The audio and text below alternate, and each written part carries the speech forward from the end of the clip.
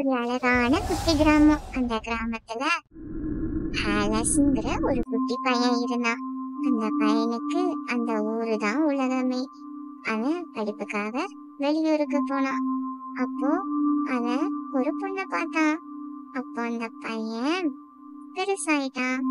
பெருசாயி அந்த பொண்ணு பார்த்து லவ் பண்ணி மேரேஜ் பண்ணிட்டான். அந்த பொண்ணும் அவனும் ரொம்ப சந்தோஷமா வாழ்ந்தாங்க. இப்போ அந்த பொண்ணு அவனுக்கு பிடிச்சதெல்லாம் சமைச்சு கொடுத்தாங்க. என்னென்னலாம் அவனுக்கு பிடிக்குமோ அதெல்லாமே வெரைட்டி வெரைட்டியா செஞ்சு கொடுத்தாங்க. அப்போ அந்த பொண்ணுக்கு தன்னோட டேலண்ட் வெளிப்பட்டுச்சு.